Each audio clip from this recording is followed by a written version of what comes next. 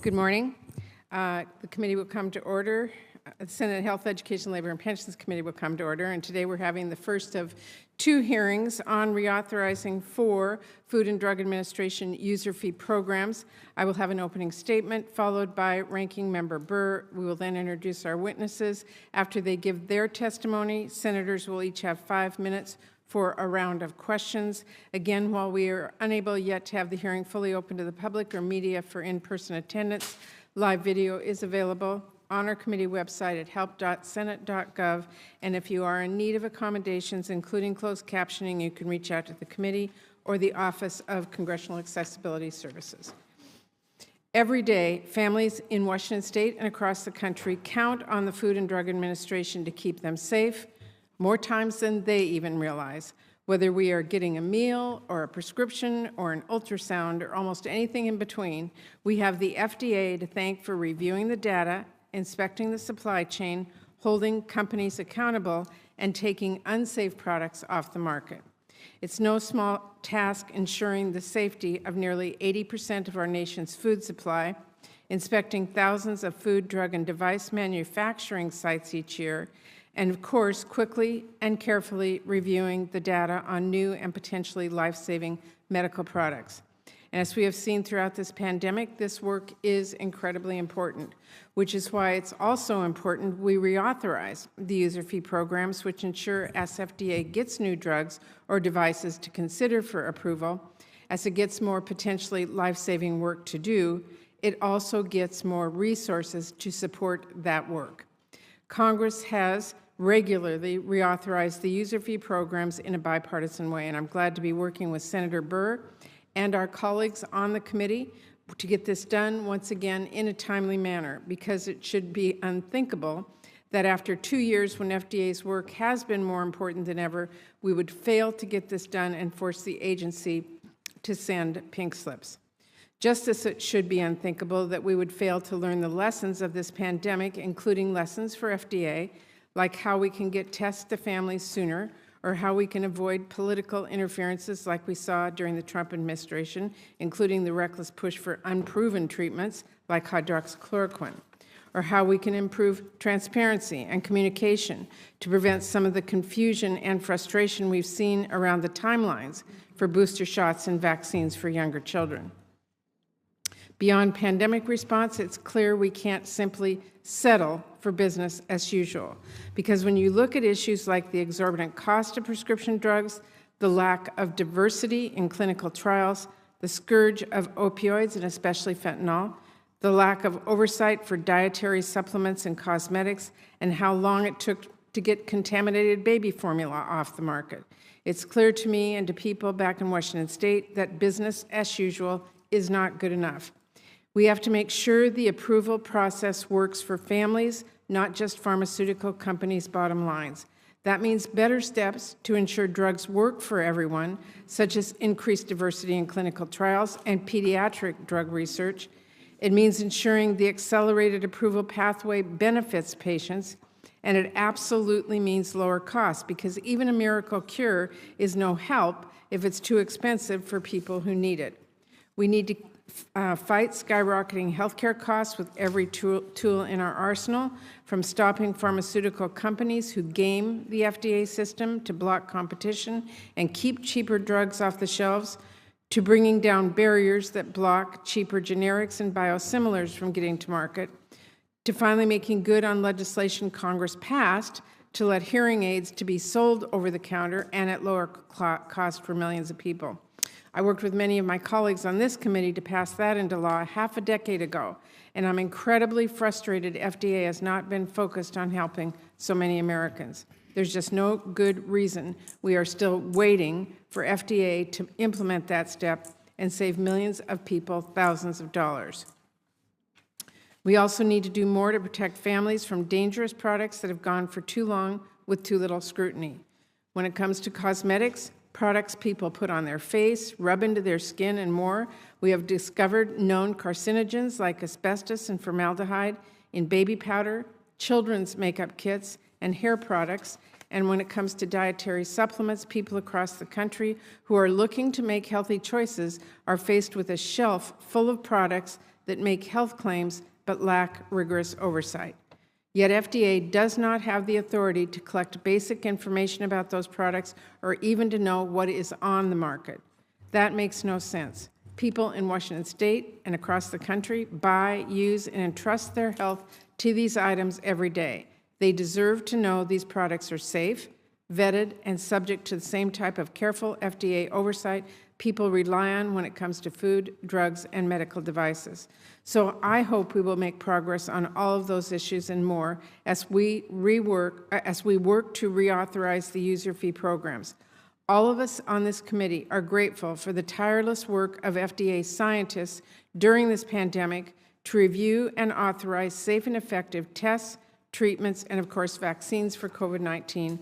And we're grateful for the constant work they do to ensure the safety of our food supply, provide people with the information they need to make healthy choices, and uphold the gold standard of safety and effectiveness for drugs and medical devices.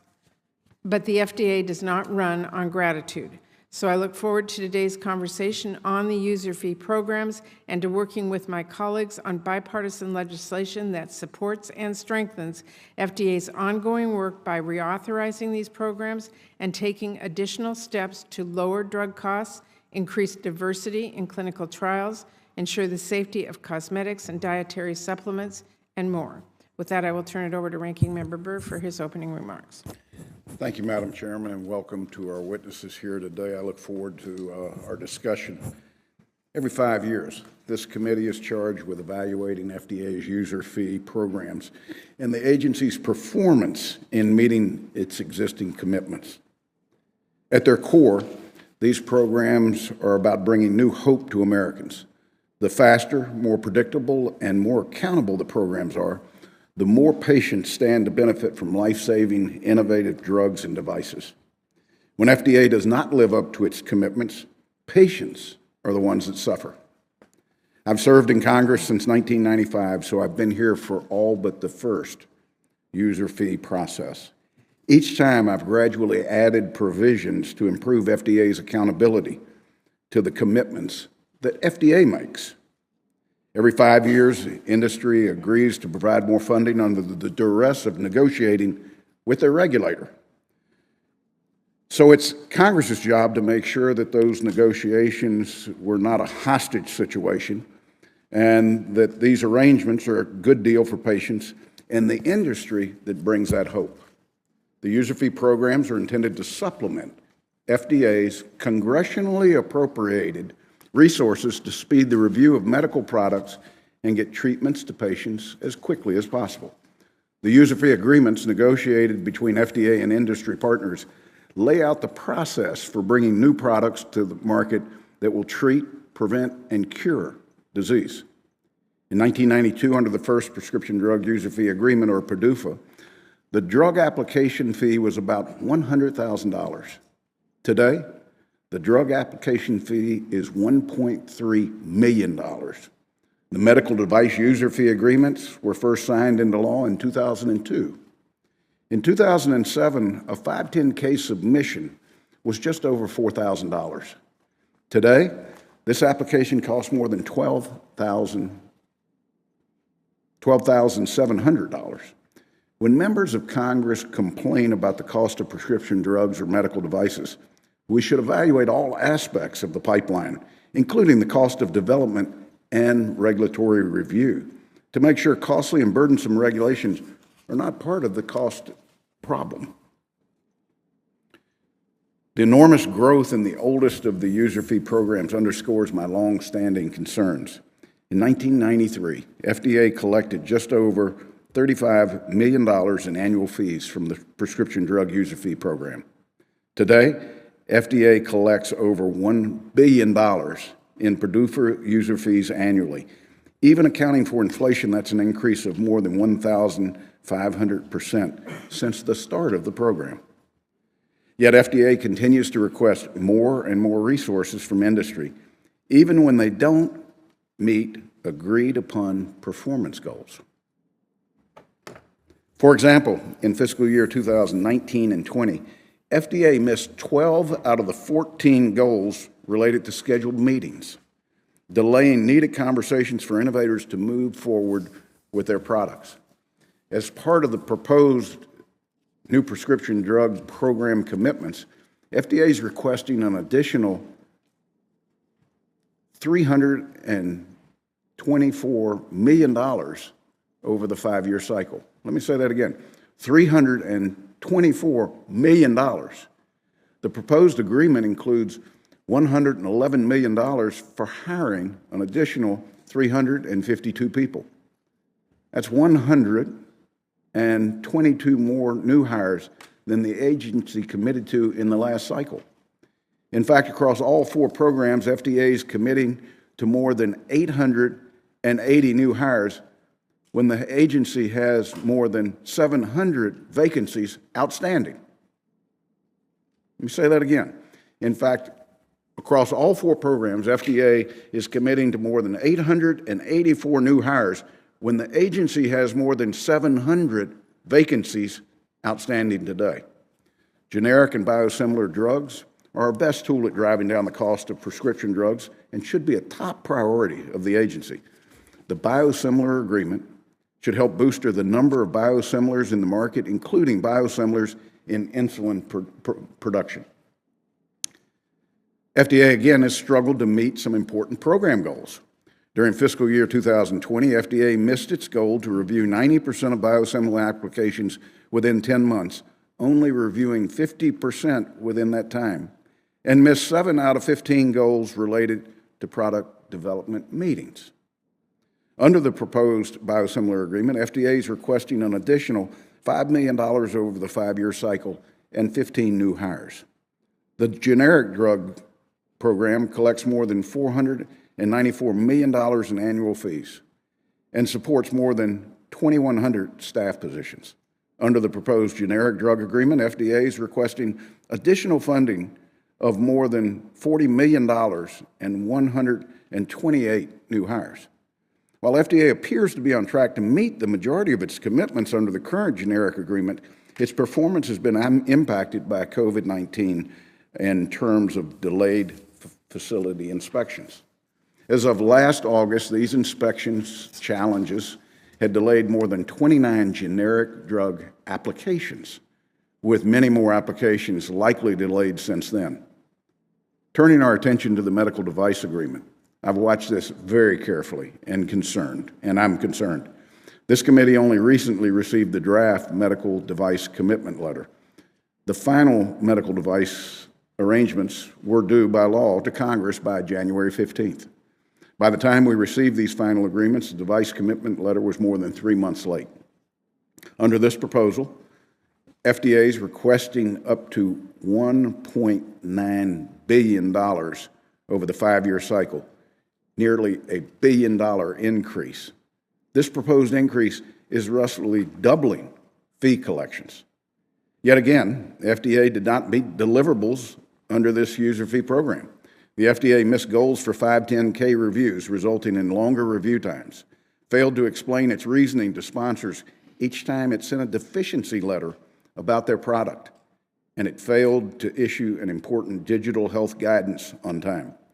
Let me remind my colleagues, these are not optional actions. These were requirements under the last deal for categories of submissions. For the first 2 years, review times for pre-market approval applications would hold steady at 290 calendar days. And in the last 3 years, review times would reduce to 285 calendar days. Wow. However, FDA is significantly walking back its current commitment to review 510K submissions within 180 days. Instead, FDA is proposing longer review times of 128 days. FDA Safety and Innovation Act, which we passed in 2012, requires FDA to review 95% of these applications within 90 days. This agreement almost doubles the user fees and includes longer review times for some categories of products. Pay more, get less is not exactly a selling point. MDUFA 5 also includes a new pilot program called TAP that's aimed to initiate early and frequent engagement between FDA and sponsors of innovative devices. I might say, something already negotiated in the agreement. As the author of the Breakthrough Device Pathway, I still can't figure out whether this new program will offer anything different from FDA's current activities for breakthrough devices. The new pilot program is set to grow over the 5-year cycle without clear accountability, metrics, or deliverables to help measure the success of the program. No metrics. The pilot has the ability to grow to 325 devices, which would cost at least $477,000 per device. Congress deserves a full accounting of how FDA plans to spend these resources and operate this new nebulous program. And I'll tell you right now, Congress is going to require accountability in the new program. With each reauthorization, FDA receives huge increases in resources, despite not fulfilling delivering what is previously been promised.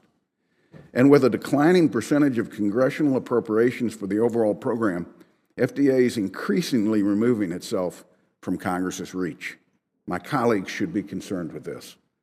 I question whether the agreements, both passed and proposed, reflect a good deal for patients they are designed to serve. In 2017, during the user fee hearings in this committee, I asked each industry representative testifying about the importance of the user fee agreements and whether they would support a mechanism to hold FDA more accountable. The response was clear. FDA should be held accountable to its commitments. I look forward to hearing from each of you and about why you've agreed to these commitments and how they would accelerate innovation and life-saving products for the American people. I thank the chair. Thank you, Senator Burr. I'd like to ask unanimous consent to introduce into the record a statement from the National Organization for Rare Disorders. Madam Chairman, I'd also like to ask unanimous consent to enter into the record letters that I sent to then Acting Commissioner Woodcock requesting information about the user fee programs and the negotiations for these proposed new agreements and the responses I received from the FDA. One of these letters I sent to the FDA in November last year, and I'm still awaiting a response. I hope to receive that response soon. So ordered on both. With that, I want to welcome all of our witnesses today. Thank you for joining us. Our first witness will be Liz Richardson, who is the Director of the Healthcare Products Project at the Pew Charitable Trust. Ms. Richardson, thank you for sharing your time and expertise with us today. I look forward to your testimony. Our next witness is Dr. Carter Esham, the Chief Scientific Officer and Executive Vice President of Emerging Companies at the Biotechnology Innovation Organization. Thank you for joining us today, Dr. Esham. We look forward to your testimony. I'm also pleased to welcome David Goff, who is the Senior Vice President for Sciences and Regulatory Affairs at the Association for Accessible Medicines. Mr. Goff, I appreciate your being here today to share your perspectives. Finally, we have Mark Leahy, President and Chief Executive Officer of the Medical Device Manufacturers Association. Mr. Leahy, thank you for taking the time to be with all of us today. Ms. Richardson, you may begin your opening statement. Chairwoman Murray, Ranking Member Burr, and members of this committee, thank you for the opportunity to testify today about how the reauthorization of the FDA user fee agreements can support patients and public health. The Pew Charitable Trust is a global non-governmental organization that seeks to improve public policy, invigorate civic life, and inform the public. We believe that evidence-based policies and investments can both spur the development of new drugs and medical devices and ensure effective oversight of these products. Today, I'd like to focus my remarks on the role that the user fee agreements can play in promoting innovation and supporting a broad range of public health priorities, ultimately leading to improvements in patient care and outcomes. Since 1992, user fees have provided FDA with significant and sustained resources that have allowed the agency to both facilitate the development of urgently needed medical products and to review those products quickly so they can get to the patients who need them. This issue is particularly important to Pew's Antibiotic Resistance Project, which is working to advance policies that would spur the creation of new antimicrobial products and establish stewardship programs that would ensure these products are prescribed only when necessary. Since 2014, FDA has approved 14 antibiotics, 3 of which represent a novel drug class or novel mechanism of action. These advances are critical as the world faces a dangerous shortage of antimicrobial products to address both current and future patient needs. In 2002, Congress also established a user fee program for medical devices. The fees that FDA collects under these agreements provide the agency with resources to review applications and deliver a more efficient oversight process, one that can adapt to a rapidly evolving device market, where emerging technologies like AI-enabled digital health tools and 3D printing are posing challenges to traditional FDA oversight. Pew is currently conducting research to inform how the agency can better facilitate ongoing innovation while still providing adequate public health safeguards for these rapidly changing products. But no matter how the agency decides to adapt its regulatory approaches, it needs adequate resources to fund its core activities, and this includes user fees. A second key aspect of the user fee agreement process is how each successive reauthorization has provided an opportunity to advance other priorities that can advance patient health. For example, in its 2012 PDUFA reauthorization bill, Congress acknowledged the vital need for new antibiotics by enacting the GAIN Act as part of that package. The GAIN Act represented an important first step in launching innovator companies devoted to antimicrobial research and development, but more work is needed to ensure that these companies can earn a fair return on investment and continue to innovate. But to that end, the PASTEUR Act proposes a unique only pay for success pull incentive that will strengthen U.S. preparedness for future pandemics. We urge Congress to include that measure in its current PDUFA reauthorization. Pew also believes that reforming oversight for diagnostic tests, an issue currently addressed in bipartisan legislation known as the VALID Act, is of critical importance. As the COVID-19 pandemic has shown, the nation's public health depends on rapid access to accurate and reliable tests that can diagnose disease or identify past infection. But faulty diagnostic tests can compromise both patient care and the nation's response to infectious diseases.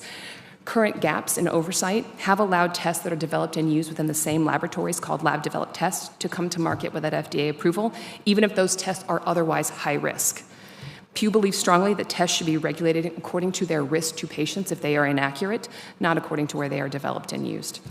By including VALID as part of the MDUFA reauthorization package, Congress can strengthen and update FDA oversight of these critical products to make it more flexible and more risk-based.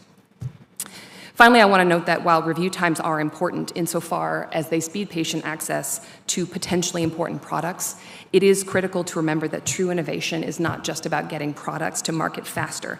It is about developing products that are safer and more effective than what's already available. So while user fees are important to the efficient function of FDA, they cannot and should not be a substitute for adequate appropriations. User fees do not cover all of FDA's essential functions, such as conducting most post-market oversight activities or regulating non-drug products, including the large and ever-growing market of dietary supplements. FDA needs resources beyond user fees to sustain these core activities, and because FDA is a public health agency that works to promote the health of all Americans, the agency should receive public funds and be accountable to the public, not just to the industries that it regulates. That being said, I want to conclude by underscoring again the importance of user fees to the basic functioning of the FDA. Given the critical role that the agency plays in protecting and promoting public health, we urge Congress to reauthorize these agreements and ensure adequate funding for FDA to carry out its mission.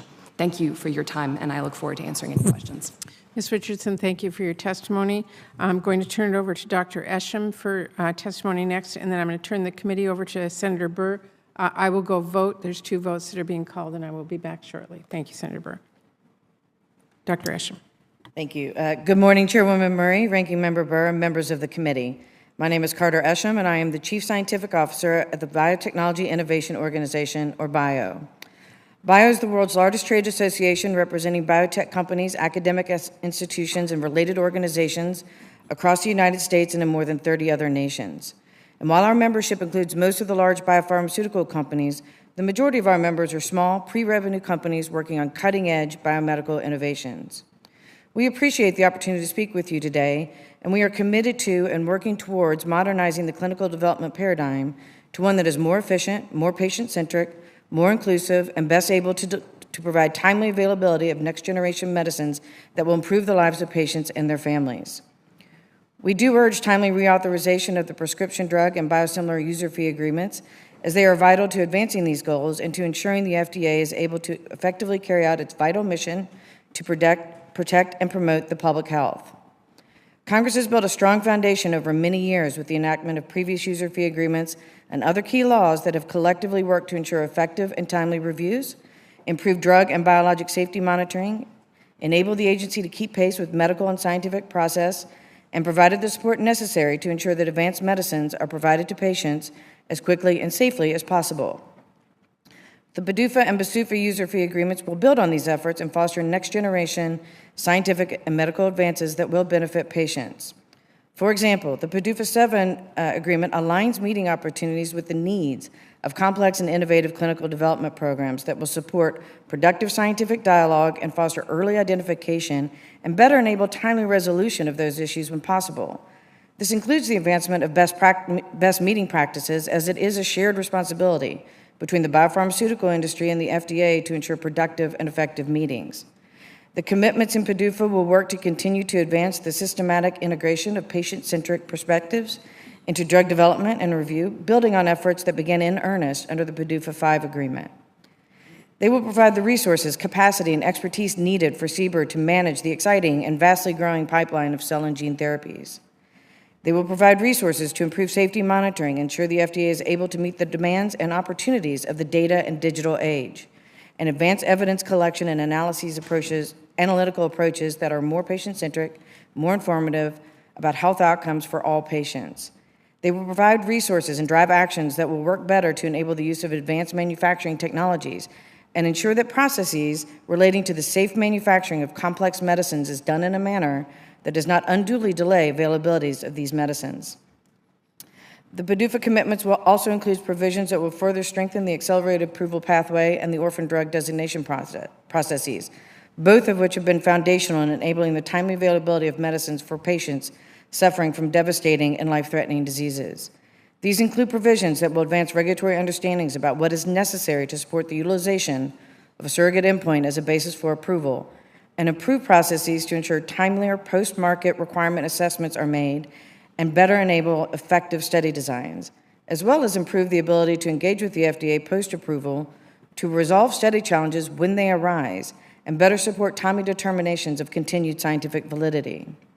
Like PDUFA, the BsUFA agreement also works to ensure timely and productive scientific dialogue and advances regulatory science in key areas, including supporting the more efficient and better understood processes for the approval of interchangeable biosimilars. And they both work to ensure that FDA is better able to recruit and retain world-class personnel and effectively manage resources. Before I close, I would like to take this opportunity to convey BIO's commitment to improving clinical trial diversity. In addition to important commitments in the PDUFA 7 agreement, BIO has provided members of this committee with proposals we believe are essential to advancing regulatory understandings that will drive change and support a clinical development ecosystem that is more inclusive and representative of the patients we serve. Thank you again, and we look forward to working with you on these reauthorizations and towards advancing a new clinical development paradigm that is more expansive, more inclusive, more patient-centric, and better enables the timely delivery of safe and effective next-generation medicines that will improve the lives of patients and their families. Thank you. Carter, thank you. David, the floor is yours. Chair Murray, Ranking Member Burr, and members of the committee, thank you for the opportunity to testify about the critical role of GDUFA and BsUFA and which they hold in increasing patient access to more affordable generic and biosimilar medicines.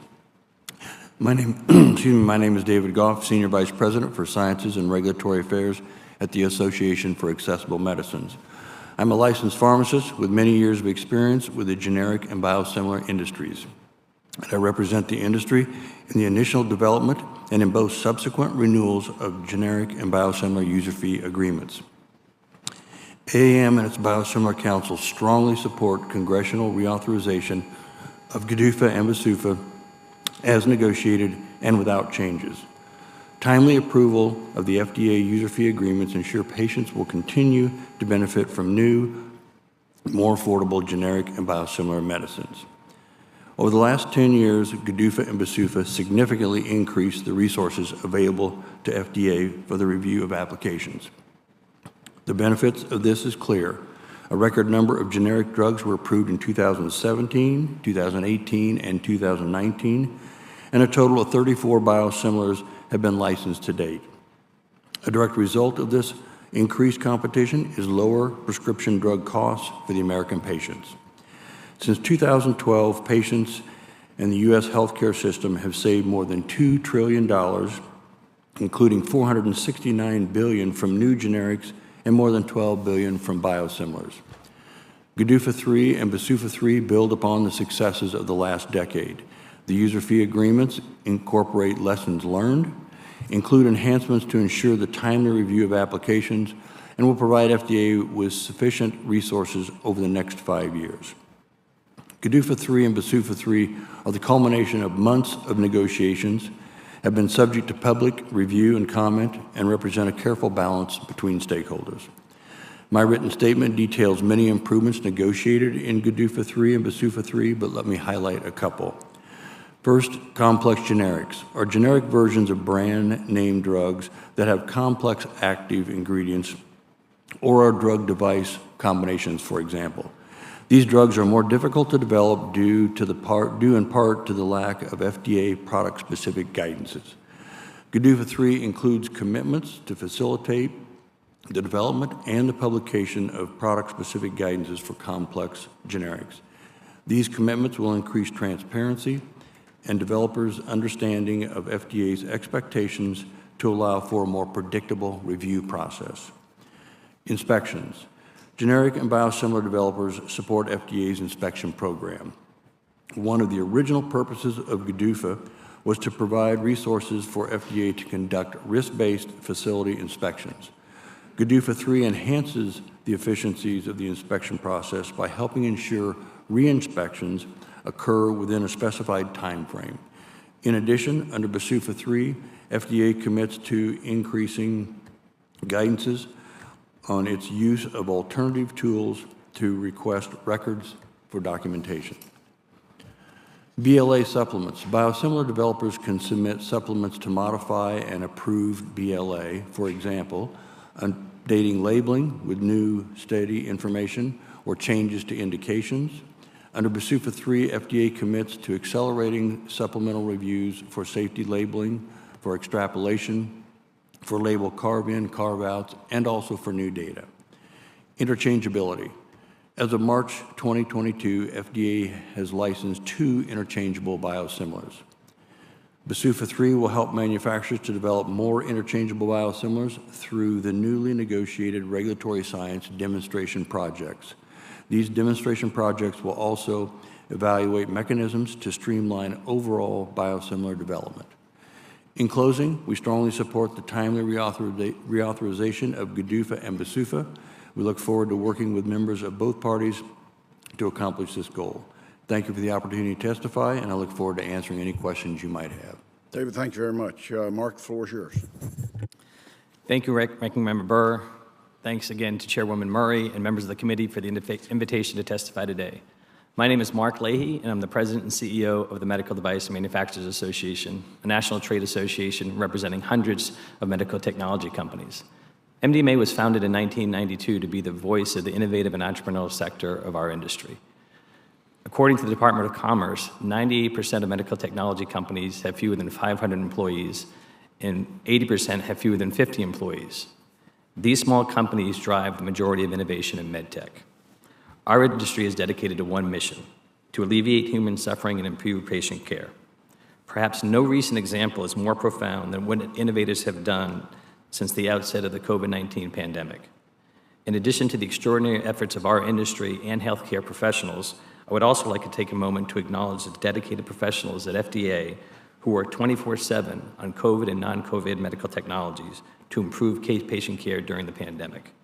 Their efforts ensured that patients had timely access to safe and effective products. The MDUFA 5 draft agreement that we are discussing today and the historic increase in user fee funding that it contains demonstrates our commitment to provide additional capacity and expertise to further advance FDA's mission.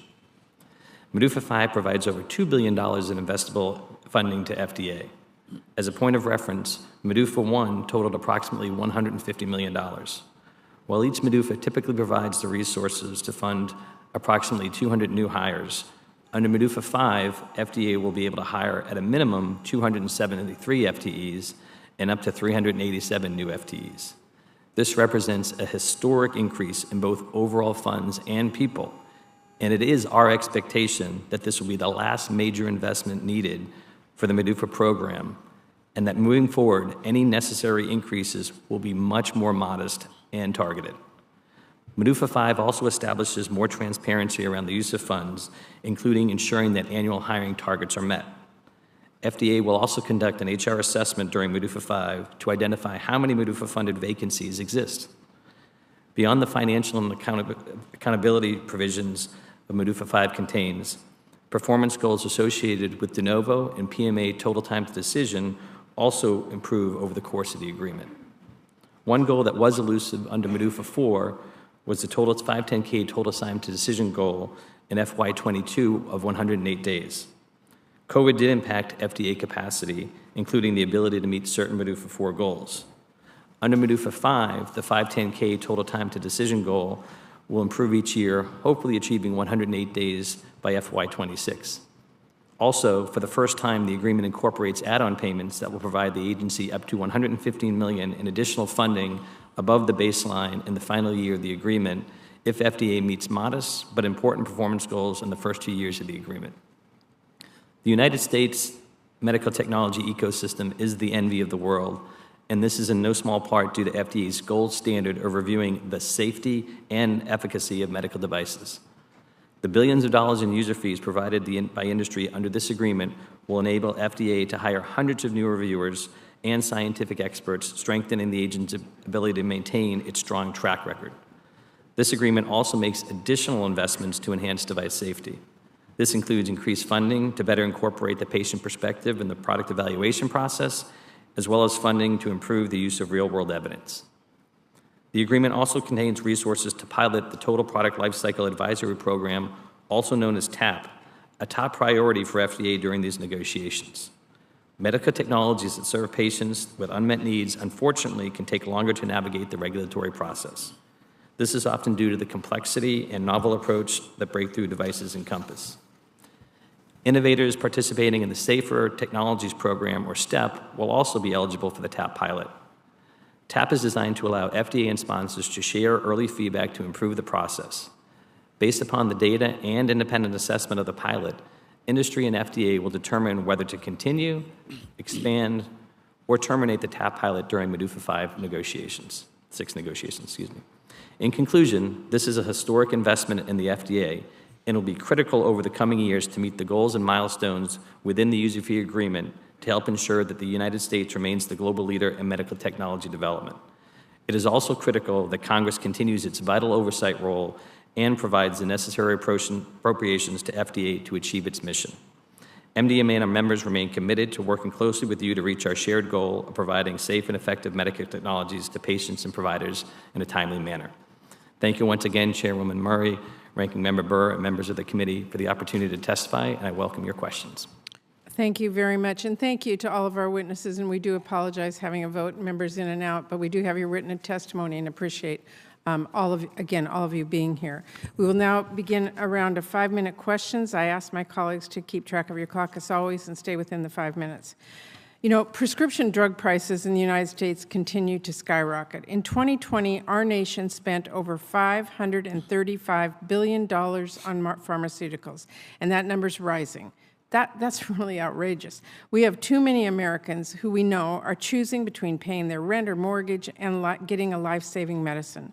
According to the Urban Institute, in 2018, nearly 13 million adults delayed getting or did not get needed medications because of the high cost, and Congress just really has to address this.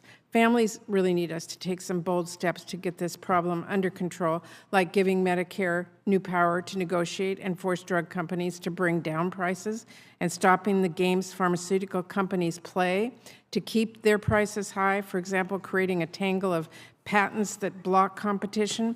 I want you all to know I remain committed to working with all of my colleagues in Congress on both sides of the aisle to bring down prices and make sure prescription medication and life-saving treatments are not just available, but accessible and affordable. Now, while FDA does not regulate drug prices, it does have a role in increasing access to lower-cost generics and biosimilars, which can increase competition and drive down prices. But for that to work, we have to build off the steps we took in the Lower Healthcare Costs Act by doing more to stop pharmaceutical companies from gaming the system with sham petitions, exclusivity parking, and other tactics that block cheaper generic drugs, and increase transparency and information sharing that can help bring more affordable generics and biosimilars to the market. Mr. Goff, how do the generics and biosimilar user fee programs help increase competition and expand patient access to critical drugs without sacrificing safety, efficacy, or quality? Thank you for the question. Yes, we've spent a significant amount of time in GDUFA 3 to get enhancements that we felt we had left on the table, if you will, in GDUFA 2. So in that prospect, we have a 10-month time point within which the FDA is going to take an action on a product. We found that in that 10-month time point, at certain points in time, we can get towards the end and run out of time, which means we get a complete response letter for that product. In GDUFA 3, we put forward an imminent action capability. So when the FDA knows that the product is about to be approved or could be approved with just a short period of time, they can take the imminent action route, which gives an additional 60 days for review. And while it is now a 12-month clock, it's also a first cycle approval. And if it went into a second cycle approval, that would be months down the road. So it'd be at least 6 to 9 to 12 months delay. And this will help get access to the American public more quickly. What barriers exist for generic applicants in demonstrating their products have the same ingredients as more expensive brand name drugs, and how do we address those barriers? Well, there's one area that we refer to as Q1, Q2, and in Q1, Q2, that's a qualitative and quantitative analysis of the product. So we know what the active ingredient is when we're reverse engineering the product, if you will. What we don't know is the inactive ingredients or the concentrations of those inactive ingredients.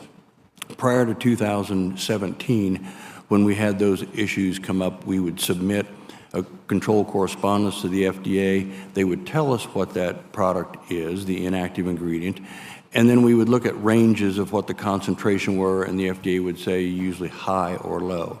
After 2017, that was changed. They no longer will tell us what the product is, nor give us a plus minus on the concentration. And when we put a control correspondence in to ask those questions, we can only have 3 products in that control correspondence. So if we don't guess right on the first time, it goes back for a next and a next and a next. So it's more of a guessing game, and that delays even longer. Okay, thank you. Dr. Esham, we have seen pharmaceutical companies abuse the citizen petition process to delay cheaper drugs from competitors. In fact, the FTC and FDA have both called out that behavior, with FDA arguing that those shenanigans present obstacles to the availability of follow-on drugs. Isn't it right that the citizen petition process should not be used to reduce choice for consumers? So let me just start by saying that we do believe that the citizen petition process is an important mechanism, not only for the public to express its views to the FDA, but also for the FDA to hear stakeholder perspectives on scientific, technical, and regulatory topics. We do understand that our colleagues at FDA have expressed concerns about situations where a company might try to use this process to block generics or follow-on biologics from entering the market. We also understand that they do conduct their own research, and while process requirements associated with the 505Q petitions have the potential to add some burdens to the generic drug review process, citizen petitions have rarely delayed specific generic drug approvals. That being said, if this is an issue that the committee would like to explore further, we stand committed to working with you and other stakeholders. Okay, I appreciate that. Senator Cassidy. Ms. Richardson, and Mr. Gall will probably hit you afterwards. So go to the doctor, eye doctor. He gives me a prescription for something which is 4 times a day, eye drop for the pain, and it cost me like $50, except I can't find it. The only thing I find is something which is taken twice daily, same active ingredient, and which costs me $400. Now, that clearly is not innovation. It is not a once monthly depot shot to prevent pregnancy or a once daily shot for HIV. It is something which allows them to remove the generic so that instead of paying $50, the patient's now paying $400. How do we differentiate true innovation from faux innovation, which frankly, it works to the detriment of the consumer. Thank you very much for the question, Senator. I have to confess that the question of measuring innovation is not something that Pew has done any research on or is currently focused on, although certainly as a patient and as a consumer, it's on my mind all the time, every time I go to the doctor. And let me go, Mr. Goff. Mr. Goff, how do we measure innovation? Something, because I am a big believer that innovation needs to be rewarded and that we need to have that profit motive for people to innovate. But I'm also recognizing that it's gamed at times so that I call it faux innovation, is merely gaming the patient. How would you respond? Thank you, Senator Cassidy. So you bring up a great point, and we've always believed and felt that the generic and biosimilar industry does promote innovation and moves the innovator companies to better products, different products. But there is still some gaming that goes on, to your point, whether it's a single daily dose, or it used to be 3 times a day, goes to a single. That's not necessarily an innovation, but it's really hard to judge how you stop that gaming, if you will. Okay. Ms. Esham, Dr. Esham, I'm sorry. Clearly we want to bring drugs to market more quickly. And there's this discussion of using the accelerated approval with this reliance upon post-market data. Now, tell me, just kind of from your perspective, what various sources of post-market data could be used to evaluate whether something is of true innovative value and improves patient outcomes to make sure that whatever we're using it for is bringing value to the patient? Certainly. I would say that, when we entered into the PDUFA agreements, we did recognize the need for improving how we design, have conversations pre-approval about post-market requirements associated with that are always required with accelerated approval, and improving processes post-approval to ensure that we're able to address challenges as they arise and not just let them hang there and not know a path forward. So the processes improvements in the commitment letter we do think will be helpful. In addition, I think more specifically probably to your question, is advancing the ability to utilize patient registries, real-world evidence that we do believe have the potential to offer more efficiencies and realistic pathways towards completing those requirements. These are patient registries that you're establishing, or will this be borrowed from some master registry of EHRs, et cetera? I don't think it's an either or, but happy to meet with you and your staff and discuss in more detail if that would be helpful. Okay, Mr. Leahy, I'm concerned cybersecurity. Now, there's a lot of medical devices that are going to be increasingly cyber, correct? Yes. And Senator Baldwin and I have a bill called the Patch Act, which requires a pre-market demonstration of cybersecurity measures and post-market updates for any issue discovered. Can you tell me a little bit of how the manufacturers are thinking about cybersecurity in the context of hospital networks or individuals who may be affected? Thank you, Dr. Cassidy. As you noted, devices are becoming more interoperable each day. And, MDMA is part of the HSCC. It's a private-public partnership with HHS, FDA, hospitals, insurers, working to address these issues. Fortunately, we haven't seen any issues directly related to compromising the devices themselves, but as united with the ransomware and other issues, these have certainly become challenges. So in 2019, the HSSC published the Medical Tech Cybersecurity Joint Security Plan to provide device makers with a playbook on how to develop best-in-class cyber management.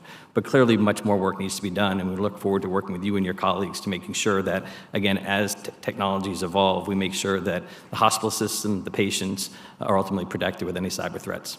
Thank you. I yield. Senator Kane. Thank you, Chair Murray, and thanks to our witnesses. 5 years ago, when Congress last addressed user-fee reauthorization, I asked Dr. Woodcock of the FDA a question on the availability of biosimilar drugs. This is something that Senator Collins and I have done some work on together with the Biologics Patent Transparency Act. Dr. Woodcock told me then that biosimilars were being analyzed and improved at that time, and that would set a standard for future biosimilars to come to market. She also shared that as of that time, 2017, the FDA had approved for biosimilars. I don't think they were yet on the market. They had 13 pending applications, and that there were 64 biosimilars in development. Mr. Goff, in your testimony, you stated there are now 34 biosimilars approved by the FDA, 21 of which are on the market and available to patients, many others in development. Could you talk about how the advancements over the last 5 years have brought more biosimilars to market, have increased the number of available biosimilars to address the rising costs of prescription drugs, and how patients have benefited from the growth in this industry? Thank you, Senator Kane. Yes, your points are exactly right. So we started the biosimilar program in basically 2012 when legislation was put in place in 2010, but the guidances first came out in 2012 with the FDA that gave us the pathway for biosimilars. Since that time, we have approved 34. The FDA has approved 34, as you just noted, and 21 on the market. But there's been a significant cost savings to the patients for that. So in the biosimilar realm, it's a cost savings of roughly 50%. Also, something that you don't see on the generic side is that the innovator price has come down about 25% on those products. So having that access has provided cost savings for the patients. You noted 64 program development back in 2017. There's now 97 that we know of that are in development. So it's continuing to grow and expand, and BSUFA 3 is addressing several of the enhancements, if you will, from BSUFA 2 to BSUFA 3 that will improve that through meetings, through supplement review processes being more timely, and some things about inspections. Excellent. Thank you. Dr. Esham, I have a question for you about treatment for rare diseases. It's clear that sponsor companies that want to address treatments for these diseases face a number of challenges, particularly the limited number of patients with these types of conditions. However, it's not a limited number of people who suffer from rare disease conditions. There are about 7,000 known rare diseases, and they collectively affect over 25 million Americans. You also state in your written testimony that the current mechanisms for companies with rare disease treatments in their pipeline to collaborate with FDA have not consistently provided avenues for such needed discussions. Could you talk a little bit about the provisions of PDUFA 7 that would allow for better collaboration between the FDA and sponsor companies in the rare disease treatment area? First, thank you for that question. And again, I think we're all very excited about the progress we made, but there is just much more work to be done here in terms of providing treatments for rare diseases. I think there are a number of provisions that collectively we believe will work to improve regulatory clarity and understanding for rare diseases, and that includes the Rare Disease Endpoint Advancement Pilot Program, which is really designed to pilot engagements with sponsors to increase our understanding about what is needed to develop and support utilization of an endpoint as a basis of approval for rare diseases. And those learnings will be shared, across industry, academics, researchers, and the entire research and development ecosystem. There are also provisions that I think will be particularly important for rare diseases, and that's the ability to have focused meetings on complex and unique challenges, both at preclinical as well as during development, that I think will offer a chance to really address those unique challenges, as well as some of the provisions designed to ensure that there's a better utilization of innovative clinical trial designs. And that's just to name a few. I don't want to run out of my time, but collectively, again, we did try to work to make sure that there was the ability to engage at the right time and have those discussions and advance innovation for these treatments. Thank you. Mr. Goff, I'm going to submit a question for the record about interchangeable biosimilars that I would direct to you, but I'll put that in for the record. Chair Murray, I yield back. Thank you. Senator Collins. Thank you, Madam Chairman. Before I turn to my questions, let me thank the chairman and the vice chair for their hard work on this issue, and to express the hope that a bill that Senator Feinstein and I have worked on for some time that has to do with personal care products can also be considered. Chair Murray brought that up in her opening statement, so I just wanted to mention it. Dr. Asham, accelerated approval is a critical regulatory pathway that provides timely review of treatments for patients with serious and life-threatening conditions for which there is an unmet need. Sponsors must meet, as I understand it, the same substantial evidence standard as traditional approval, but they can rely on a surrogate endpoint that predicts a clinical benefit rather than measuring that clinical benefit directly. Obviously, clinical outcomes can take significantly more time to manifest. And an example is that tumor size is often used as a surrogate in oncology. It can be measured much earlier than mortality and is reasonably likely to predict an effect on that devastating clinical outcome. Understanding that science does not move at the same pace across all disease areas, why hasn't this pathway been used to the same degree in fields like neurology or for rare diseases?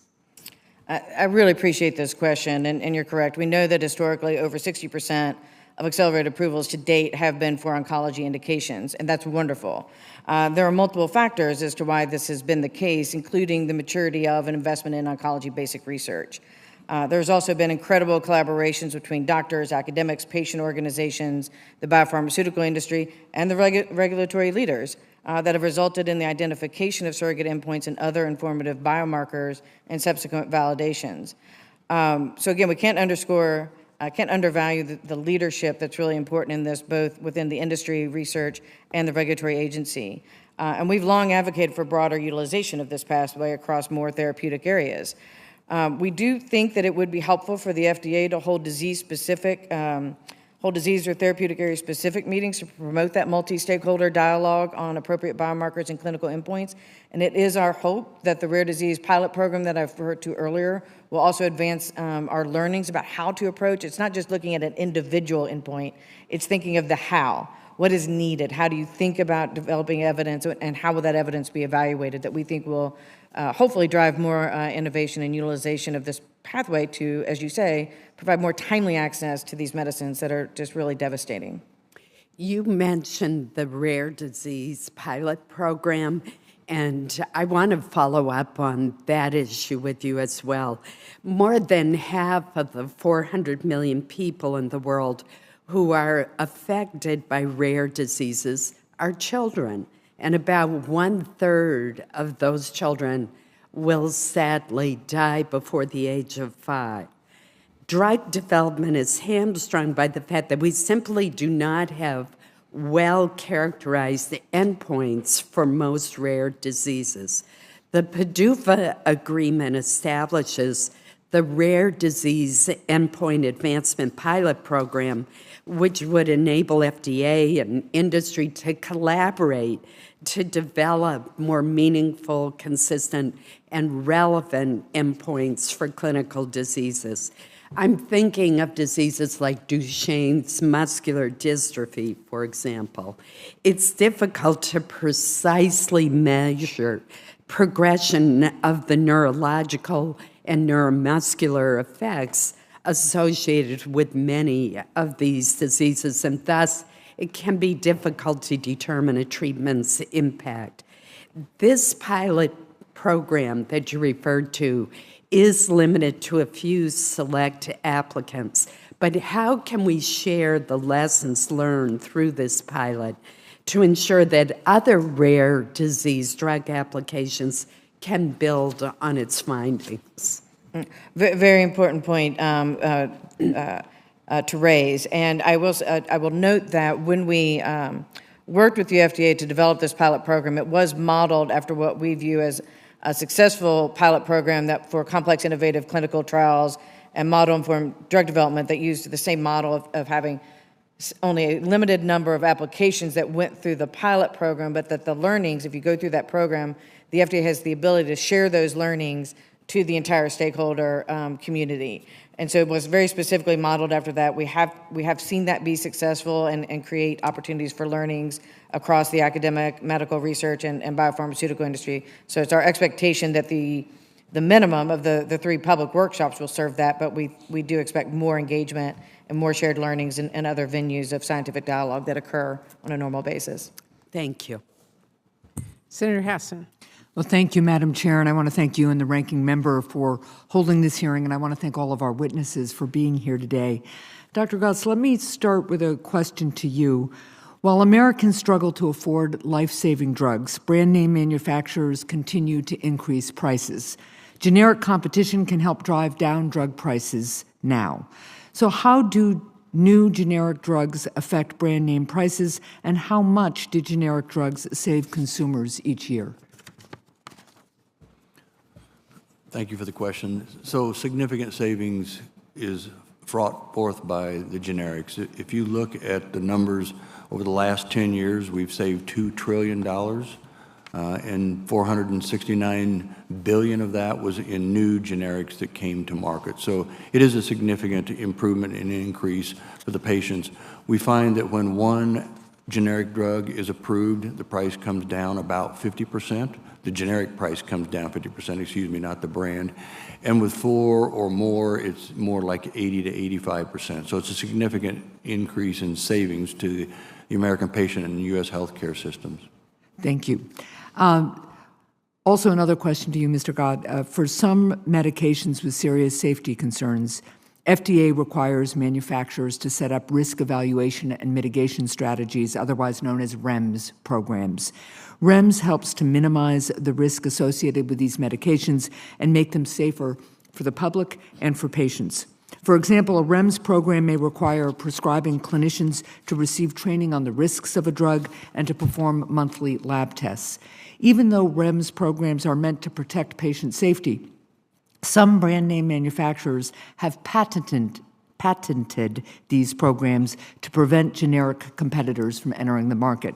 So, Mr. Goss, how have brand name manufacturers used REMS patents to delay the launch of generic drugs, and how have these delays affected drug prices? Thank you.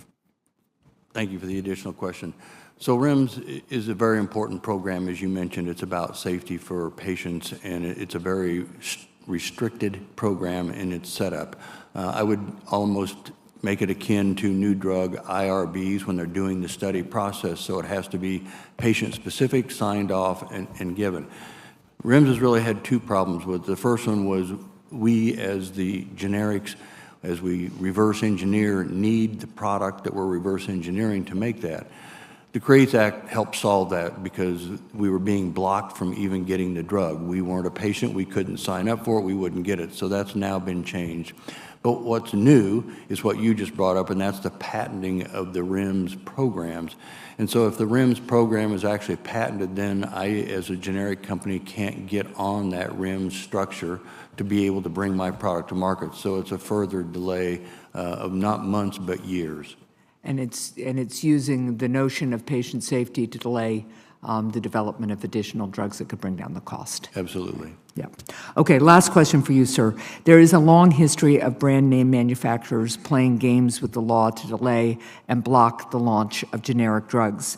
As a result, patients pay more at the pharmacy counter, with some rationing life-saving medications because they can't afford them. And I would expect that every single senator on this committee has heard stories from their constituents about their decisions to ration their drugs and the impact that that has on their health. Mr. Goss, how are brand name manufacturers manipulating the system to limit generic competition? Well, we just talked about two of those methods, and Dr. Cassidy brought up the point about some quasi-innovation, if you will, moving a product from twice a day to once a day, for example, and that in and of itself is not necessarily innovation, it's an improvement. But in that particular case, the physicians and the pharmacists can overturn that by having the patient go ahead and take the twice daily at the lesser price than once daily at the higher price point level. Thank you. I yield my time. Senator Burr. Thank you, Madam Chairman. Carter, again, welcome. More than 278 therapies have been approved under the accelerated approval pathway over the 30-year history, saving and improving thousands of lives. This pathway has been the subject of recent scrutiny, but it's a successful and important tool for the FDA to bring game-changing innovation to patients faster. What promise does the accelerated approval pathway provide for companies investing in novel treatments, and particularly treatments for rare diseases? Thank you, Senator. The role of this program played in improving care for patients suffering from serious and life-threatening diseases when their needs are not being met or where precedents are little or do not exist or are not well known cannot be overstated. And we have seen this be very successful in driving innovation and investment in oncology and infectious diseases. And it is our hope that we expand utilization of this pathway across more therapeutic areas, including for rare diseases. It is critical for continued innovation, continued investment and innovation in these disease areas that are complex and where there are little or evolving precedents, which is the case in many rare diseases. And it's also foundational to advancing scientific understandings that allow us to continue to innovate and continue to improve care for these complex and devastating diseases. And so if it did not exist or it's not able to function as intended, the path forward for timely access to improved care for these devastating diseases will be limited and delayed. Let me ask you, how could we ensure the accelerated approval pathway is used to create new breakthroughs in more fields, like neurology? Great question. And there are provisions in the PDUFA 7 commitment that we think will strengthen the pathway, such as the ability to engage with the FDA early to discuss what is needed to support the use of a novel surrogate endpoint. And as we've discussed previously, there is also the rare disease endpoint pilot program, which should lead to broader understandings about how to approach and develop support for the utilization of a surrogate endpoint to support approval. There are also process provisions, process improvements to try to improve what the approach will be to accomplish post-approval requirements, which again in neurology, that's an assessment that you make before you endeavor into a clinical development program. So the more that we can improve those processes, enable utilization of things like real-world evidence to enable them to be more realistically completed and in a more efficient timeline, will also be quite helpful, I think, in driving more investment and research and utilizing the accelerated approval more broadly. Right. And lastly, just one quick thing, you can't underestimate the importance of multi-stakeholder engagement with regulators to really identify new surrogates and advance their utilization. Thank you. Thank you. Mark, FDA is proposing longer review times for 510K devices. FDA committed to reviewing 510Ks within 108 days in fiscal year 2022, and I understand that FDA is not currently meeting that goal. What does it mean for a small company when FDA misses these goals, and what does it mean to patients? Obviously, meeting the goals are critical to timely patient access and to small companies, the predictability. These small companies don't have a number of products to subsidize delays. So it's critically important. COVID was certainly an impact, but we need FDA to get back on track and meeting that shared outcome goal of 108 days as quickly as possible. So why did FDA agree, why did the industry agree to longer review times of 128 days on 510Ks and provide the agency with so much more money? There's no doubt this is a significant increase in funding, and as I said in my opening testimony, this doubling of fees is certainly not sustainable. As MDMA representing small companies, it's of great concern, but we do recognize the challenges that FDA went through during COVID, and this investment is obviously put forward to get them back on track, and there are additional accountability measures to make sure that these metrics are met going forward. So just so I and my colleagues understand better, I went through a litany in my opening statements of the deficiencies in what FDA committed to and what they missed. And they missed resoundingly in things like meeting with applicants, explanations and deficiency letters. Is this really a difficult thing, or is this just a choice by FDA to stiff somebody on meeting them, even though there's a requirement to do it? I can just say from our members' perspective, the quality of the journey is so much more important than the time. If you have high-quality inputs and timely interaction, you get there. And obviously, it has been disappointing that simply providing the rationale for a deficiency is something that we have to bake into a commitment, and it's not just part of the basic offering. But we are where we are, and we hope that we have a productive and effective MDUFA 5. I thank all of you. Thank you, Madam Chairman. Senator Smith. Thank you, Madam Chair and Ranking Member Burr, and I really appreciate this committee and all of your testimony. Madam Chair, I'd like to request unanimous consent to submit into the record a letter from the Biosimilars Forum expressing support for the biosimilar user fee agreement and urging additional action to address the impact of the pandemic on approvals of low-cost biosimilar products like biosimilar insulin. Without objection. Thank you. You know, I think we all agree that these FDA user fee agreements are critical for supporting the FDA's work. And I want to just note that I've worked with Senator Cassidy to move forward legislation to streamline the process for bringing biosimilar products to the market. I want to thank Senator Hassan for her questions about how that streamlined process and bringing biosimilars, bringing generic drugs to market helps to contribute to our goals of lowering costs for Americans, which is very much on the mind of my constituents. Mr. Goff, I want to ask you about something specific to the therapeutic equivalence ratings. So according to the FDA, complex generic products, well, I mean, they're so called because they have complex active ingredients, routes of administration, drug-device combinations, or formulations. So in short, these drugs are more difficult for generic manufacturers to develop. Examples might include inhalers, right, or topical ointments. And these complex generic products face regulatory challenges compared to other generics. It's harder for them to be assigned a therapeutic equivalence, or TE rating, from the FDA. In fact, it can take years to get a rating, if they ever get a rating at all. And this TE rating is important because it lets pharmacists, automatically substitute a lower-cost generic product for a brand-name product at the pharmacy counter. So patients can get cheaper medicines. So, Mr. Goff, could you please describe for us why it is harder for certain complex generic manufacturers to receive this TE rating, what medicines are impacted by this issue, and what we can do to make this process more efficient? Thank you for the question. And there are different categories of generics, including and most often complex generics that have to use the 505(b)(2) pathway for approval. So it's not the normal generic pathway, if you will. That approval pathway does not give 100% therapeutic equivalence. The FDA does not grant 100% therapeutic equivalence when the product is approved. Therefore, we have to go back to the FDA, as you mentioned, through a citizen's petition process to get the FDA to grant that. That can take years for that to happen, and to your point, if it's not granted, it's not therapeutically equivalent, and therefore the pharmacist cannot automatically substitute it. So that's an area that we hope to work with Congress on, with this committee on, to get that changed and get the citizens' petitions moving in a more quick process. And is the solution to that to get those citizens' petitions moving more quickly? Is that what you see?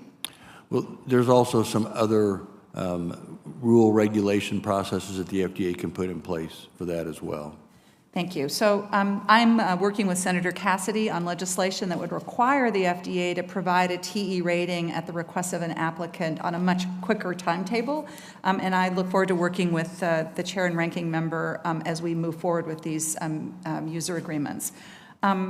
Ms. Richardson, I have a question for you. I appreciate how your written testimony highlights that these user fee agreements are important for streamlining the review of medical products, but the FDA's role is not just about bringing products to market faster. As you note, the FDA is a public health agency that works to promote health of all Americans. So could you just expand upon the recommendations that you've made that the FDA should be receiving public funds and be accountable to the public through these user-free processes? Thank you very much for that question, Senator. You know, as I noted in my remarks, and really just want to reemphasize, user fees are essential to the functioning of the FDA, but they're dedicated to specific functions, like expedited review, and that's very useful, but it's limited because there are so many other areas that FDA's mission, that don't enjoy that kind of support. They don't cover food, they don't cover supplement oversight, they don't cover a lot of the agency's post-market oversight activities, like inspections. So appropriations really are essential to fully support FDA's public health mission in the years ahead. So thank you again for the question. I welcome the opportunity to underscore how important it is to ensure adequate appropriations for the agency. Thank you. And do you have any specific recommendations for how we should improve the user-free agreement process to better engage Americans in that process? So that's not an area that Pew works on, although I do know there have been Suggestions about increasing transparency, right? I know that there were some issues with posting of meeting minutes, things like that. So I'm sure that there are some solutions that FDA would be more than happy to consider, but I don't have any more specific recommendations. Thank you very much. Thank you, Madam Chair. Thank you. Senator Marshall. Thank you, Madam Chair. If I could have a moment of privilege first and just start by congratulating my University of Kansas Jayhawks on their 4th national championship, and I'd be remiss for not congratulating my friends from North Carolina on a great game, one of the greatest games in NCAA history, and just Kansas so much has a special connection to North Carolina, going back to Dean Smith being a player for KU in the early 1960s. So congratulations to our amateur sports and my Jayhawks. Thank you. Madam Chair, I want to start off by talking about the importance of innovation. I've always said that innovation would do more to drive the cost of health care down than any legislation we can write. And I was so excited when biosimilars came on the market, and I thought that competition would drive the cost of insulin down. And unfortunately, brand name manufacturers have found out ways to prevent this competition, these new biosimilars to come to market. And it's so frustrating. We have a saying back in Kansas that pigs get fat and hogs get slaughtered. And my point is that these middlemen and Big Pharma is getting hoggish, that they can't have it both ways. You can't want protection from price fixes or price costs, but you don't allow innovation. You can't allow it to work both ways. And my first question is going to be for Mr. Goff. Right now we're seeing with these brand name manufacturers using inactive ingredients now to keep biosimilars to come to market. And I think of Humira using the size of needle to keeping something from coming to market. And I would ask both sides of the aisle, the staff, to start looking into, if we get rid of the rebates, that's what's going to solve this problem. If we get rid of the middleman rebates, that's what's going to drive the price of insulin down. And if we put a price fix at $35, a price cap, what that's going to do is drive up the cost of health care for everybody else in the plan. It's just basically giving the middleman a license to charge whatever they want to, even though the person that's getting the insulin is going to be capped with an out-of-pocket expense. It's going to drive the cost of prescriptions up for everybody else in the plan. So I'm all about promoting competition. So, Mr. Goff, what in the review of this reauthorization, what can we do to make it better for patients to have faster access to generics and biosimilars without compromising innovation? Thank you for the question. And so we did build in several enhancements in both GDUFA and BSUFA to help move that along more quickly. I talked earlier about the imminent approval in the GDUFA realm. In the BSUFA realm and the biosimilars, which we now have 2 interchangeable insulins that are in, or 1 insulin that's in the market. So that is out there for competition, and hopefully that'll help bring. Have we done everything we can, or do we need to do more? There's always more that we can do, absolutely, yes. Okay. So we built that in with meeting management and supplement reviews. Thank you. Dr. Esch, my next question for you. It takes 10 years and $1 billion to get a new product to market, and often maybe a 1 or 2% chance it ever actually reaches the market. The reauthorization process of these new drugs, authorizing these new medications, we talk about that process, but I want to back up in the research going on here. So often we're using animal models, which are like night and day to the real world when it comes to human biology, and what we see in the animals consequently, typically, not uncommonly, doesn't apply to humans. There's something now called where we can use human cells with bioprinting. So, for instance, if we know a medication that's going to be metabolized through the liver, we would test it with human liver cells. Do you see any way that we can start implementing that technology in helping the process of approval for new medications? Thank you, Senator. And first, let me say again, congratulations. As a University of Kentucky fan, I really hope that I believe that at some point. Thank you. Thank you. But I'll get there.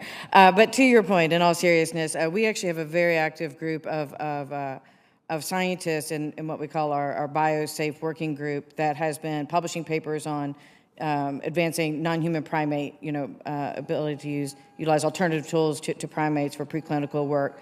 We certainly see a lot of innovation in this space that you have mentioned, and we'd be happy to bring our scientists to meet with you and discuss in detail their potential. But the bottom line is, yes, we do think we can do continue to innovate here and be much more less dependent on primates. So it will speed up the process and hopefully make yeah, it safer, and, both. And, yeah, and That's again, a win-win. support that the goal is to fail earlier or fail better and then advance most optimistically. So quickly to Mr. Leahy, I'm a big fan of using real-world evidence.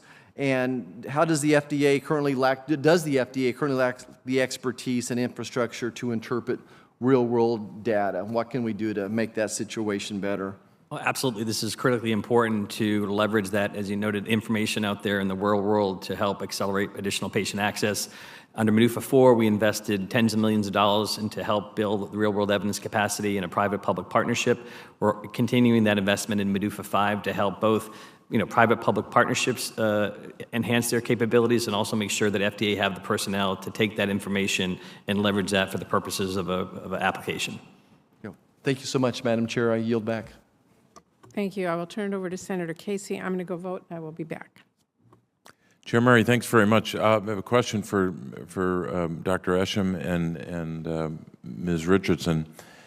Doctor, I want to start with you. Patients with rare diseases and conditions often face their diagnosis with either limited or no treatment options.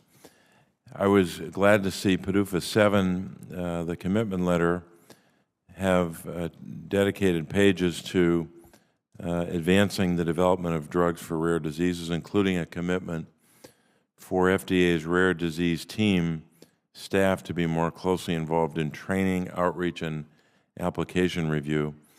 With their expertise, I should say, while their expertise is very valuable, I'm sure you'll agree that the voice and the unique experience of patients with rare diseases must be heard within FDA. In your written testimony, you discuss the Rare Disease Endpoint Advancement Pilot Program, PDUFA 7. I know Senator Collins made reference to this. On page 5 of your testimony, you say, and I'm quoting, key among these challenges is reaching agreement with regulators about determining the appropriate efficacy endpoints to support approval of innovative medicines for rare diseases, end quote. How can we ensure that firsthand knowledge and expertise of this small group of patients for whom the drugs are ultimately intended are considered in developing endpoints that are meaningful for these patients? Thank you for that question, and it is quite important. And when back in PDUFA 5, when the commitment sort of started that voice of the patient meetings, I think that's where we learned really what mattered to patients, and more importantly, learned that we were often wrong about how to interpret their needs. So in addition to that pilot program, when you think about what is needed to support, what evidence is needed to support the utilization of surrogate endpoint, it is our hope that there will be, that the utilization of patient perspective data will be incorporated into that assessment, either for the assessment, the evaluation of the benefit risk evaluation, or as support as an endpoint. So again, it is our hope, desire, and we will certainly be advocating for inclusion of those perspectives into the learnings of that pilot program. Thanks, Doctor. Ms. Richardson, I want to thank you for raising the issue of antimicrobial resistance. The committee has taken steps in previous user-free reauthorizations to encourage the development of new antimicrobial drugs to mitigate the serious impact of antimicrobial resistance. In 2012, we had the GAIN Act, for example. Yet the realities here, the financial realities of developing these new agents remain very challenging. And investment, as well as research, as well as drug development, are not keeping pace with the need. I know that the Pew Charitable Trust has been an important partner in a proposal that I've been working on with Senator Cassidy, the Disarm Act, which would use reimbursement tools through CMS to help stabilize the market for novel antimicrobial agents. Can you talk about why these multiple approaches are necessary? Yes, Senator, and thank you for that question. I absolutely agree with you that antimicrobial resistance is a public health crisis, and no single solution is going to fix the problem. We need creative ideas that can realign current market incentives to encourage drug developers to stay in this business, right? Large companies are exiting the market, small companies are going bankrupt. It's just a tough business model.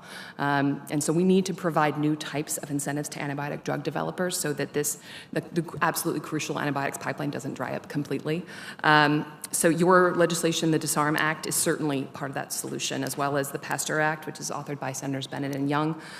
We support both Disarm and Pasteur, and we believe the solution to the broken antibiotic pipeline, it will require multiple creative solutions on both the legislative and the regulatory fronts. And we hope Congress will remain open to considering additional options like Disarm, and we support the Pasteur Act as an immediate opportunity for policymakers to make progress in fixing the market.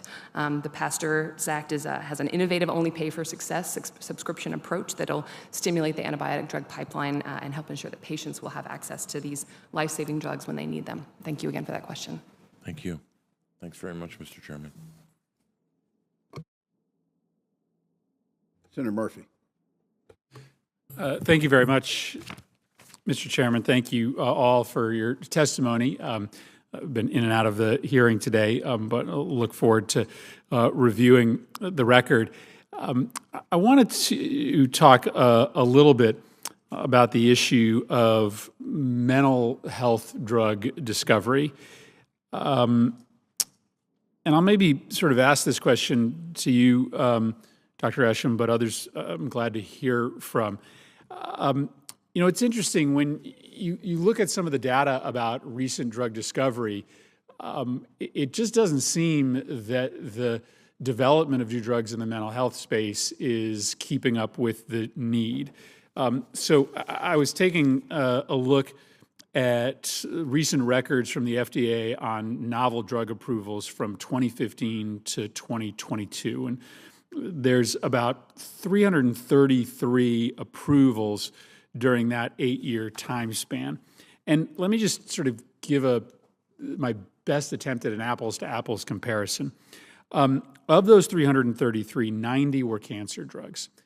About 40% of Americans over the course of their lifetime will be diagnosed with cancer, and so I'm glad that there were 90. But 46% of Americans at some point over their life will have a diagnosable mental illness, and yet of those 333 drugs, only 12 of them were mental health drugs. And you hear this, you know, pretty routinely from the medical community that we just aren't keeping pace with the need when it comes to drug discovery in the mental illness space. So let me just sort of ask the sort of broad question here. How do we get your members, how do we get the private sector more interested in developing novel pharmaceuticals for mental health conditions? What are the barriers, and are there public policies you'd recommend to this committee? Thank you for that question. I think it's fair to state that none of us believe that we are anywhere near the level of innovation in mental health, providing innovative treatments for those suffering from mental health anywhere near where we want to be. I will point you and your staff, your office and your staff, to some reports that we did over the course of years, kind of looking at the challenges of highly prevalent chronic diseases. And we did one specifically in 2018 on depression, sort of as an example in the mental health space, to try to understand what was going on in sort of what looks like an inverse investment in and public health need trend lines. I think that there are some challenges in understanding the underlying causes of these diseases. There are challenges in developing and implementing effective clinical trial designs. And there are also challenges on the access coverage side. And so, you know, it is unfortunately in this space, I think it is all of the above more often than not. But we would be happy to bring in some scientists and researchers from our companies working in this space to really kind of dive into the details here. But I think that clearly some pre-collaborative, multi-stakeholder dialogue is really needed here. Well, I'll be glad to do that, and I'll just note for the committee one part of your answer. you referenced an uncertainty about reimbursement, which is true generally in the mental health space. We have been working very hard on this committee over the years to make sure that there's parity between reimbursement for mental health and for physical health. I'm interested to know whether that exists on the drug reimbursement side. I doubt it is as dire as it is on the sort of in-person treatment side, but I look forward to follow up with you on that. Mr. Leahy, I wanted to ask you a question with my remaining time about the state of clinical trials and clinical research. I heard Senator Murray reference this in her opening statements, but there, as you know, is a concern that trials and research often don't represent the democratic diversity of the populations that are going to ultimately benefit from these drugs and devices. And we've seen how COVID clearly had a disproportionate impact on racial and ethnic minorities, and it's, I think, spurred a conversation about how we make sure that there's broader representation in those that are part of these trials. Is that question one that you're grappling with, that your members are grappling with? Is why is it important that, and do you think it's important that we make sure that there is broad demographic representation amongst the populations who are part of the research and the trial process? Thanks, Senator, for that question. And absolutely, MDMA and our member companies support diversity in clinical trials and agree that the trial enrollment should accurately reflect the intended patient population. And we look forward to working with Congress and FDA to ensure that proposals are thoughtfully structured to achieve this objective. And just why is it important? Ultimately, because it's about the patient. We want to make sure that these drugs, devices, all are tested in populations and age demographics, racial dynamics, to ensure that, again, they meet the mark of having the safety and effectiveness for those who are intended to help. Great. Thank you. Thank you, Mr. Chairman. Thank you, Senator. Senator Braun. Thank you. The FDA user fee program was established to provide predictable and accountable regulatory framework that supports expedited FDA review and approval of safe and effective treatments for patients. The user fee process has given lip service to the patient's voice in the conversation. PDUFA commitment letter includes a number of provisions to address unmet medical needs and advance rare disease endpoint development. The purpose of today's hearing is to discuss advancing medical product regulation and innovation for the benefit of the patient. There should be a witness here, I think, that would be from the patient's perspective. There is not. There should also be a representative from the rare disease community, which I've wrestled with since I've been here, on for families that have issues where the diagnosis is bleak and time is the most important thing. They're not represented either. In fact, there's not one hearing scheduled for this that brings in that patient voice. I'd like to submit to the record a letter I sent to the Health Committee yesterday requesting a patient-focused user fee hearing. Without objection. In general, the members of this committee are given 5 minutes to talk about whatever they want to. Today, I had planned to show a video.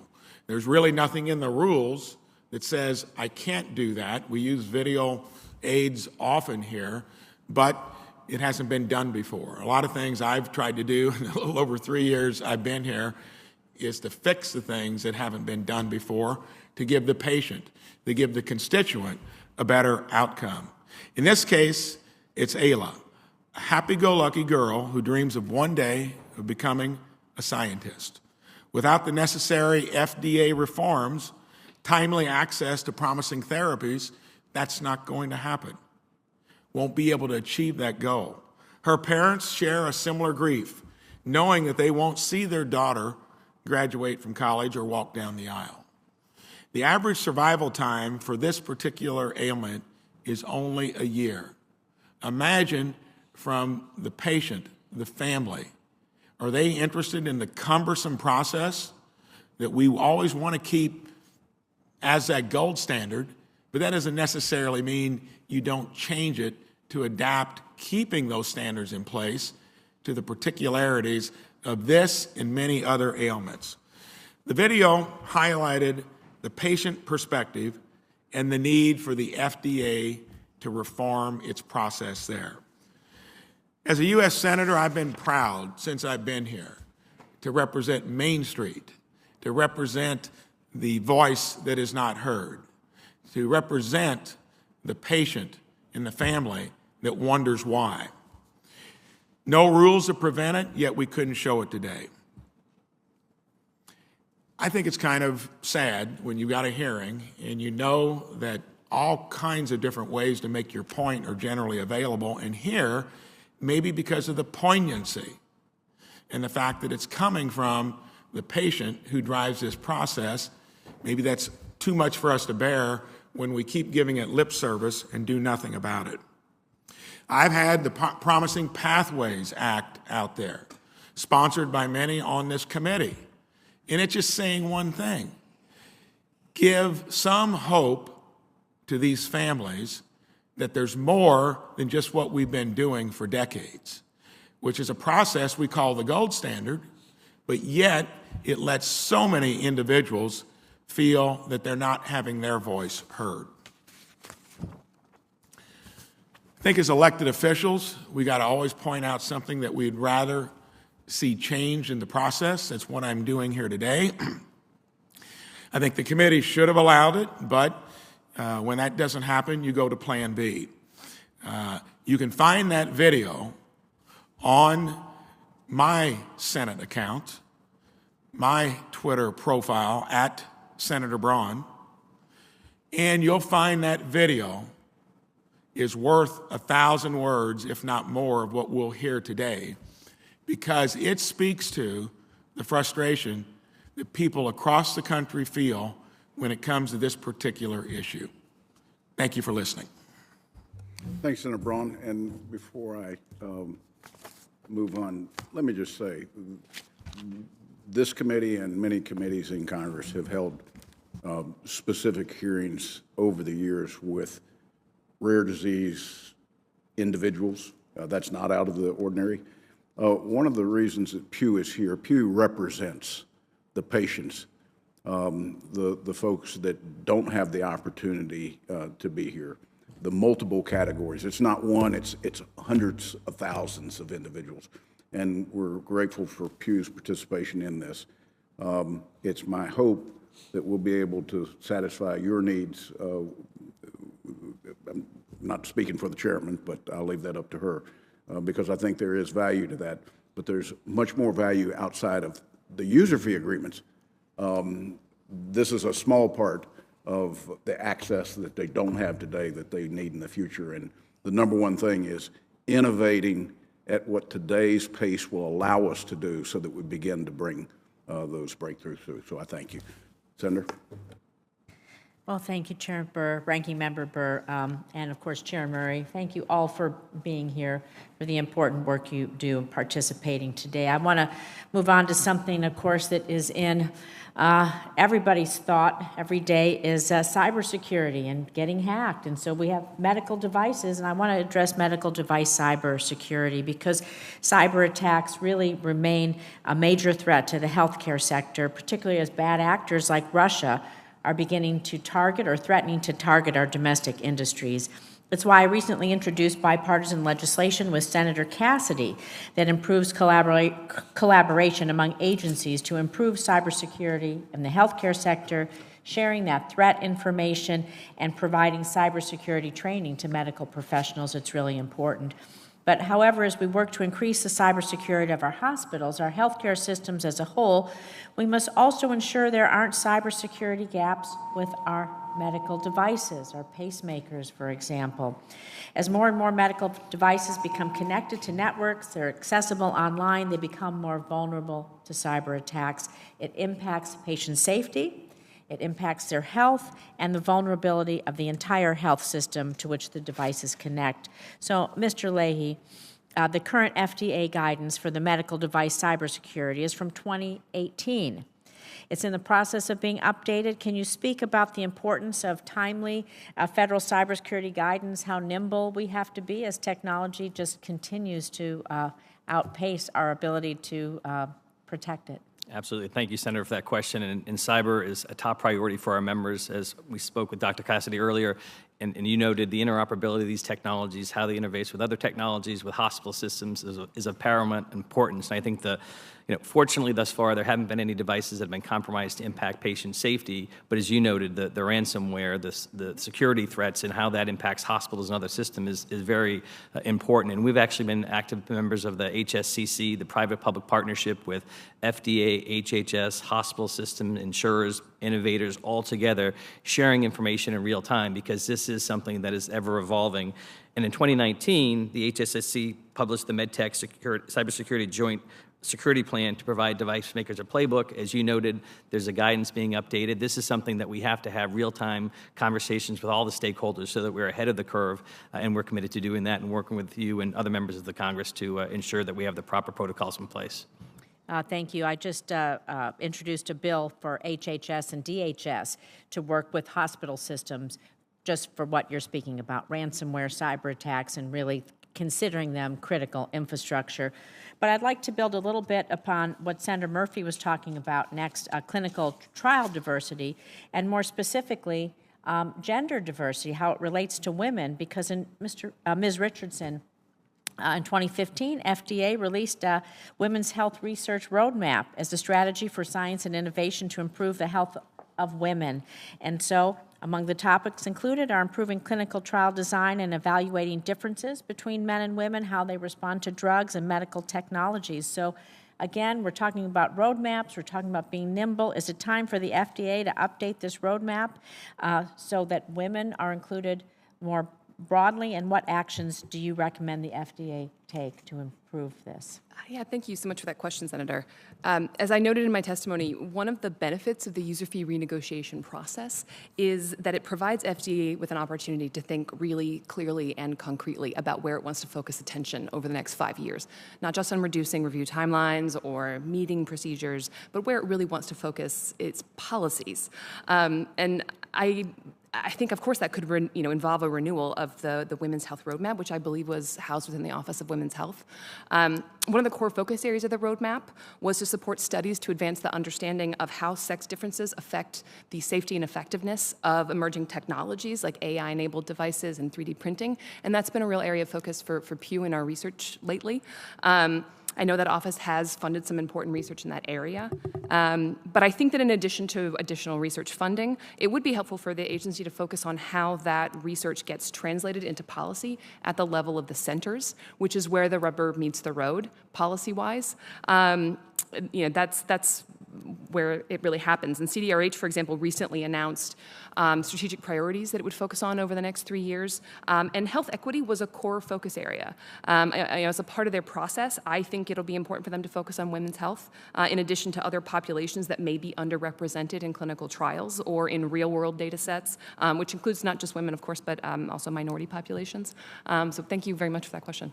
Thank you, Mr. Chairman. I see I'm out of time, but I would have asked Dr. Esham about health equity and how the use of telemedicine, satellite sites, health centers, rural health clinics, we can improve diversity in clinical trials for urban and rural, for women, men, people of color, all of that.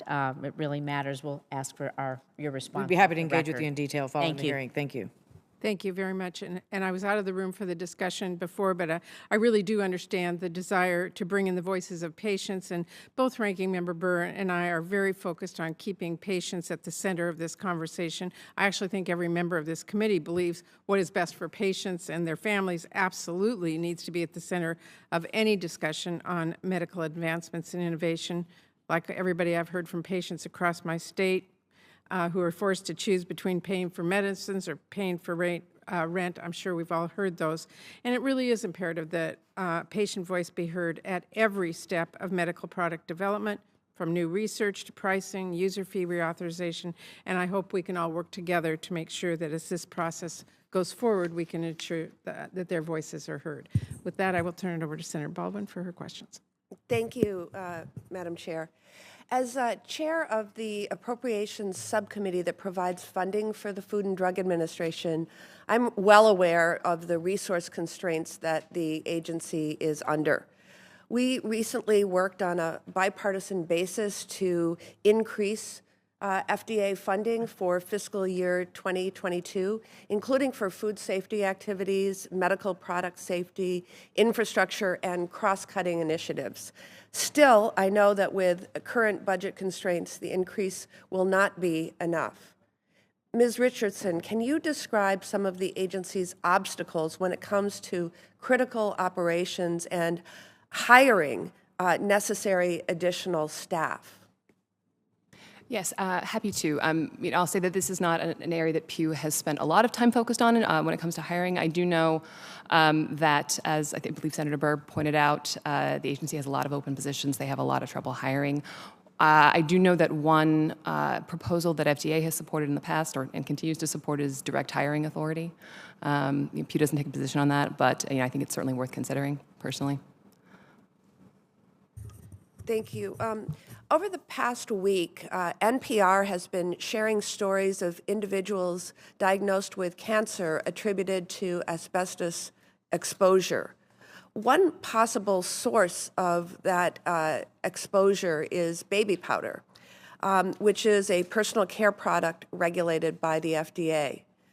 The stories of these cancer patients are harrowing, but they also point to the fact that when it comes to personal care products, as widespread as makeup, deodorant, and lotion, we have really failed to protect consumers. Mr. Leahy, how many employees does FDA have assigned to work on medical devices?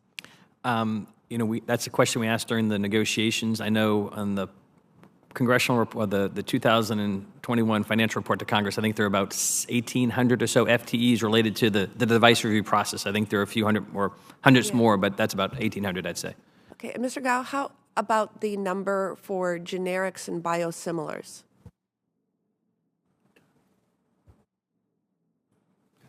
There are about 1,600 for generic and biosimilars that are paid for by the user fee dollars.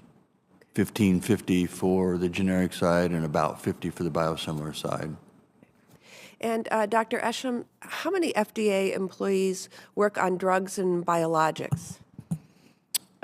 So, when the end of December 2021, I believe the CDER had around over 5,300 employees, and CBER had around 1,200, or a little over 1,200 employees.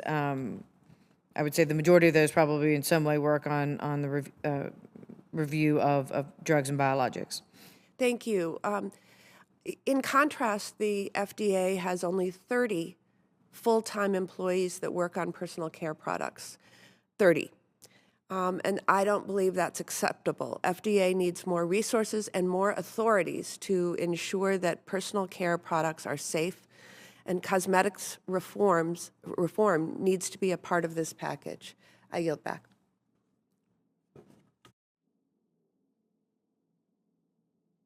Thank you very much. That concludes our hearing today, and I want to thank all of our colleagues for their very thoughtful questions. I want to thank all of our witnesses, Dr. Esham, Mr. Goff, Mr. Leahy, and Ms. Richardson, for sharing your time and your expertise. I'm looking forward to continuing our work to reauthorize the FDA's user fee programs in the coming weeks to ensure the agency has the resource to support its vital work. With that, the committee stands adjourned.